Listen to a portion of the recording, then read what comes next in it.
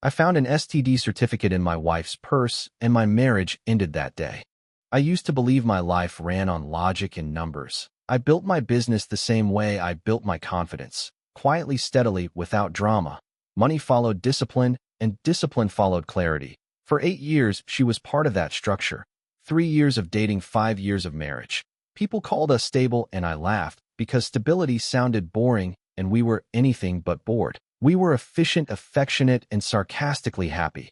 Until the silence arrived. Silence is never loud at first. It sneaks in wearing excuses. One evening I came home later than usual after closing a deal that should have made me celebrate.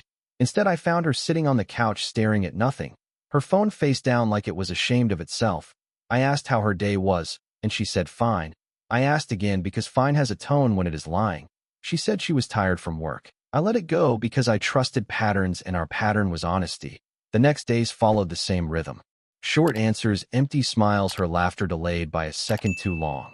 I noticed small things like the way she held her bag closer than usual, like it contained something fragile or dangerous. I noticed she stopped asking about my meetings and stopped complaining about her coworkers. Our conversations turned into weather reports and grocery lists.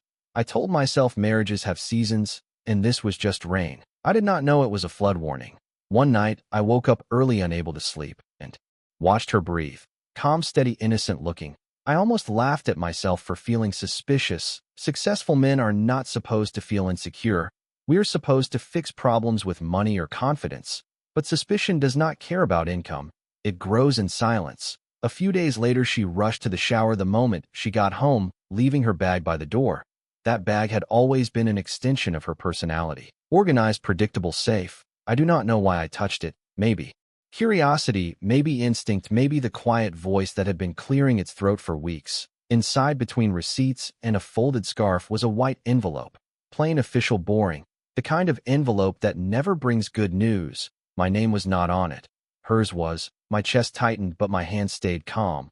I opened it like a man opening a business contract. Slow, controlled, expecting clauses and conditions. What I saw did not need interpretation. Medical letterhead, test results, clinical language.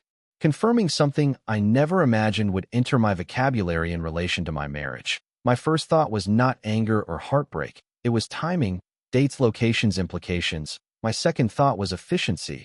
I folded the paper back exactly the way it was, put it back in the envelope, and placed everything back in her bag as if nothing had happened. She came out of the shower humming slightly, water dripping from her hair like nothing in the world had shifted. I smiled at her and asked what she wanted for dinner. That night, I barely slept, not because of fear, but because my mind was calculating. The next morning, I scheduled an appointment at the hospital, without drama, without telling anyone. I walked in like a man going to a meeting he already knew the outcome of, but still needed confirmation. The waiting room smelled like disinfectant and patience. I watched people stare at their phones, pretending not to be nervous. I realized trust, once cracked, turns every memory into evidence. When the doctor told me I was fine, I nodded, thanked him, and felt an unexpected wave of relief mixed with clarity. Relief because my health was intact, clarity because my decision was now clean.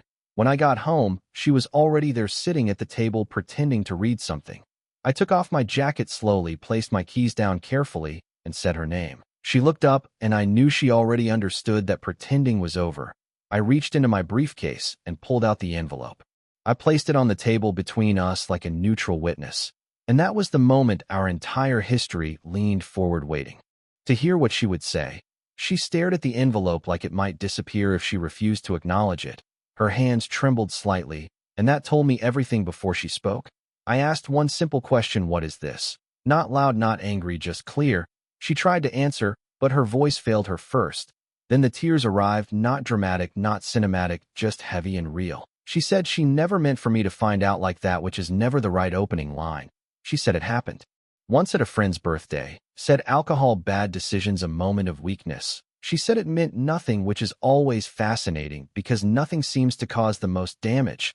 I listened without interrupting because I wanted to hear how people justify turning trust into collateral damage. She kept talking, filling the air with explanations, apologies, timelines that did not match her breathing. I noticed how she avoided certain details, like her mind had redacted them for legal reasons. I asked calmly who it was, and she said it did not matter. That answer mattered the most. I nodded like a man taking notes in a meeting.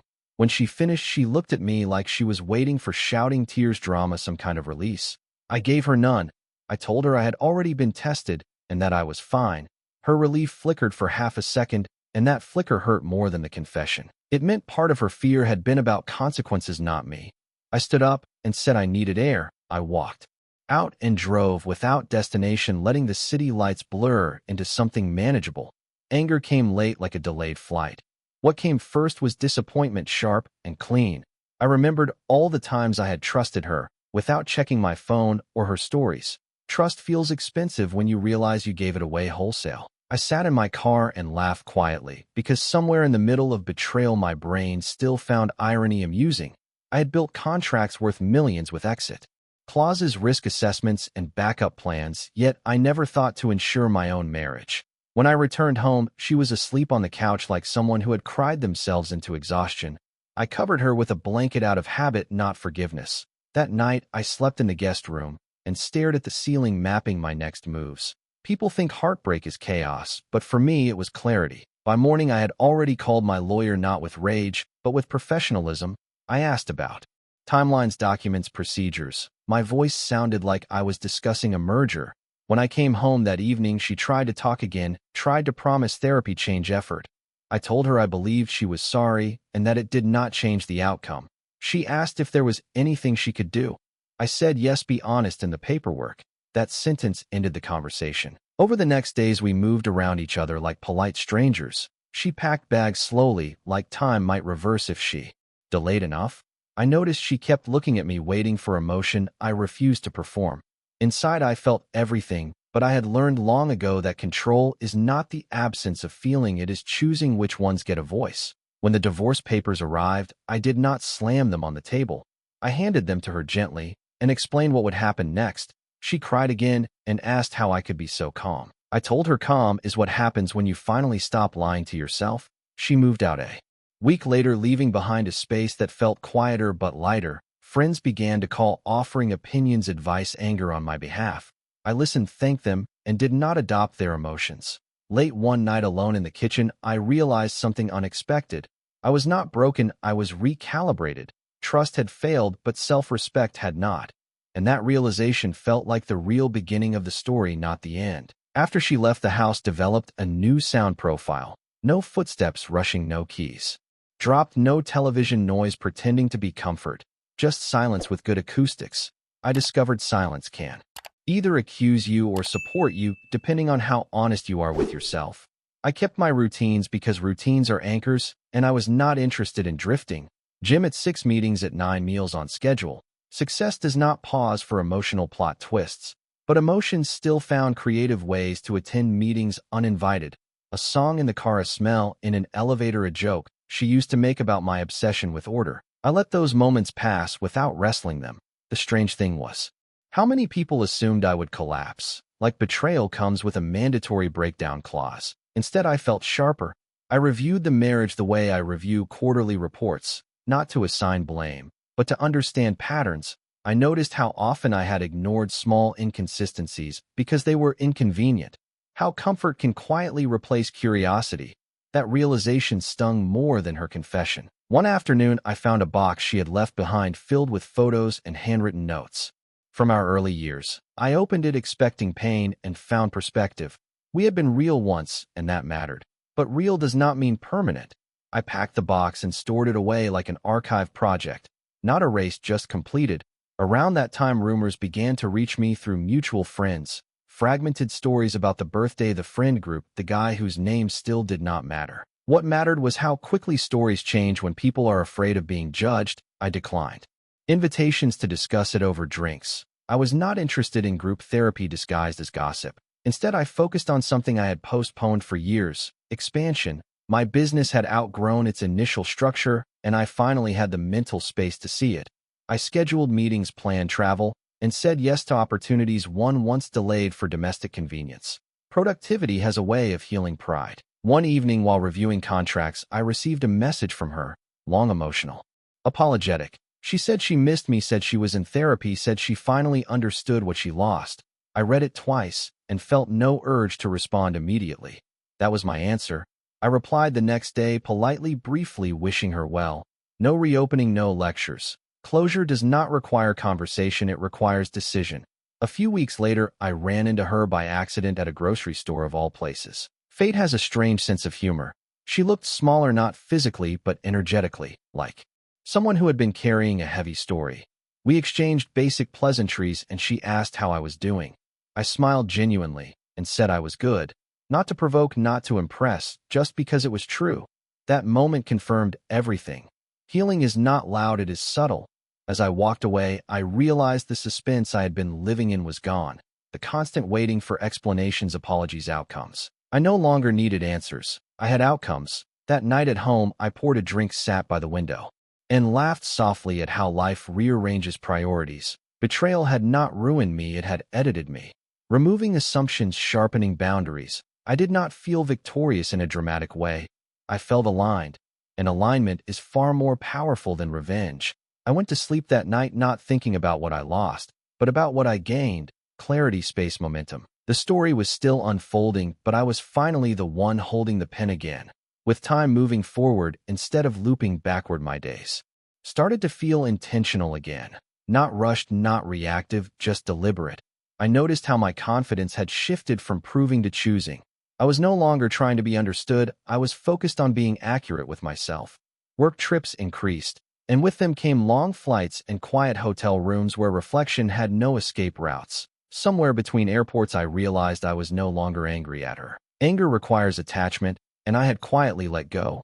What surprised me was how many people around me wanted me to hate her on their behalf.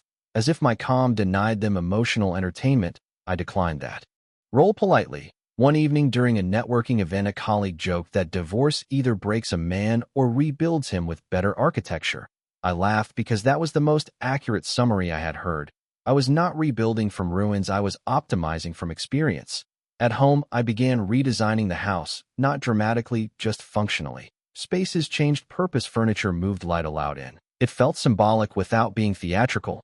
I removed things that no longer fit my life, not out of bitterness, but out of relevance. Relevance is a powerful filter. Around that time, her friend, the one whose birthday had been mentioned, tried to reach out. She wanted to explain to clear misunderstandings. I declined the call and sent a short message saying some doors do not need better explanations, they need better locks. It was the first time I used humor intentionally about the situation, and it felt good. Not cruel, just clear. I noticed my sleep improved once I stopped replaying conversations that would never happen. Closure does not come from dialogue, it comes from acceptance. One night, I caught myself planning something personal for the future and realized I was no longer checking that plan against a shared calendar that no longer existed. That freedom felt unfamiliar, but welcome. I also noticed something else. My standards had evolved, not hardened, but clarified. I was not interested in grand promises or emotional speeches.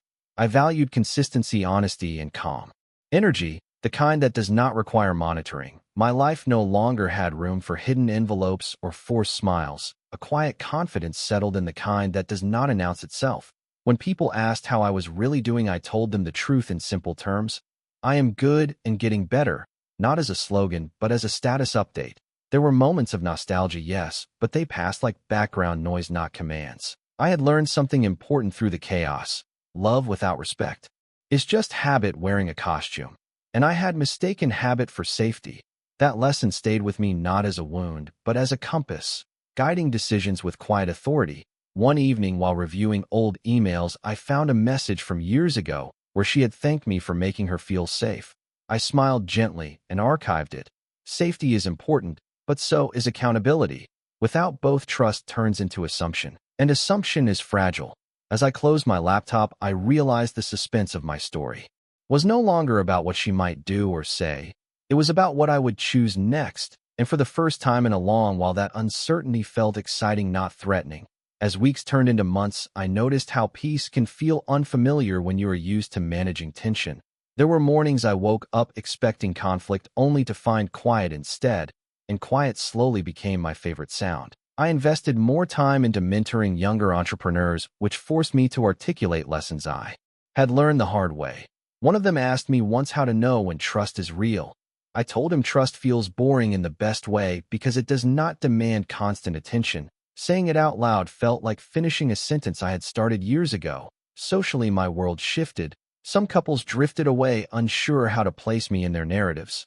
Others leaned in, curious about my resilience. I did not perform strength for them, I simply lived it.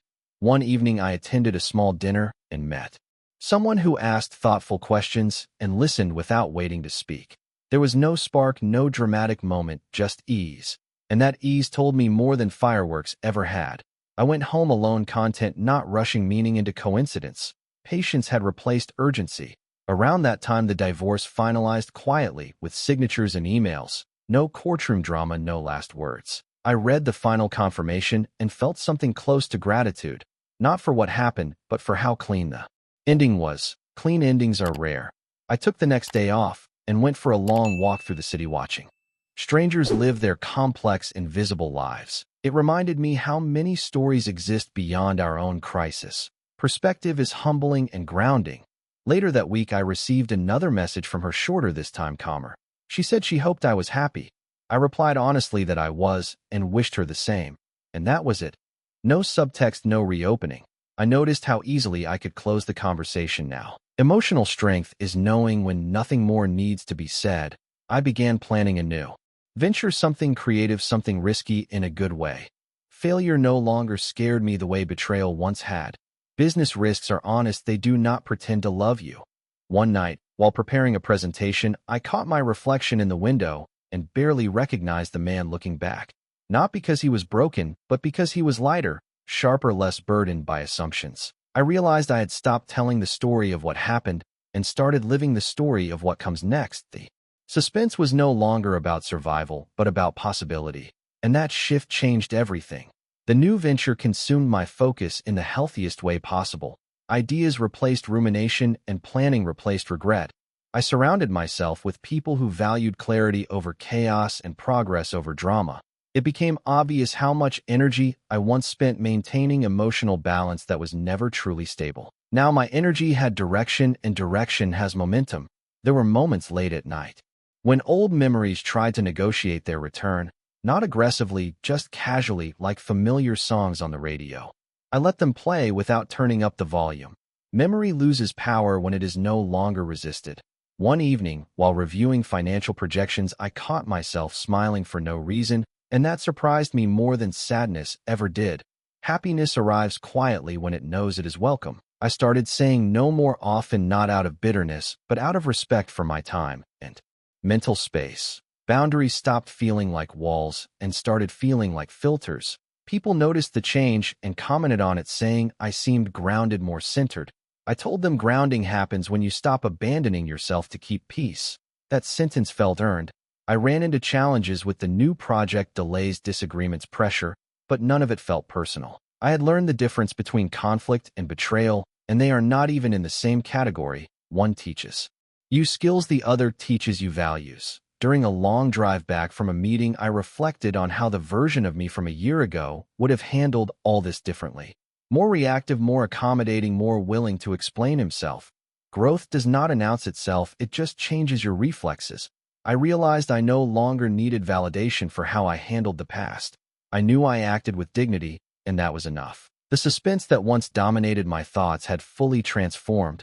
I was no longer waiting for an apology or understanding or justice.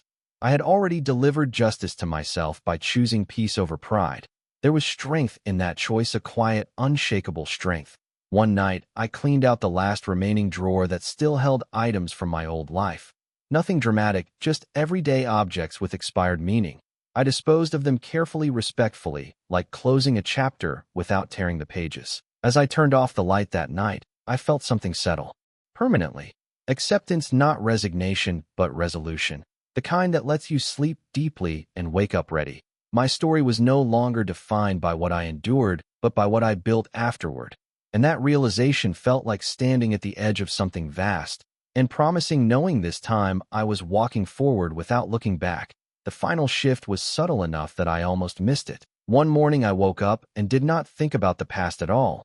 No comparison, no reflection, no internal commentary. My mind went straight to the day ahead, and that was how I knew the story had changed chapters. I was no longer the man recovering, I was the man living. The business expanded faster than expected, not because I pushed harder, but because I was clearer in my decisions. Clarity attracts alignment. I trusted my instincts again, not blindly, but confidently. I noticed how easily I could walk away from situations that did not feel right without explaining myself. Peace does not require a presentation. There were moments when people tried to pull me into conversations about what happened, about lessons learned. I answered briefly and redirected, not out of avoidance, but because the lesson was already integrated. It no longer needed repetition. One evening I sat alone on my balcony watching the city slow down and realized something important. I was proud of how I handled everything, not because I was perfect, but because I stayed true to my values under pressure. Dignity is not loud, it is consistent. I did not win by leaving with anger or by proving anything. I won by refusing to become smaller than the situation. The betrayal did not define my worth, and the ending did not erase the years that came before. It simply placed them where they belonged in the past. I understood now that life does not test us to see how much pain we can endure, but to see how clearly we can choose ourselves when things fall apart. I chose myself calmly, deliberately, without cruelty. That choice became the foundation for everything that followed. As the night air cooled and the lights flickered, below I smiled, not because everything was perfect, but because it was honest. And honesty is a powerful place to stand. The suspense that once consumed me had resolved into something better than answers. It became confidence, and confidence carried me forward into a future that felt open, balanced, and entirely my own.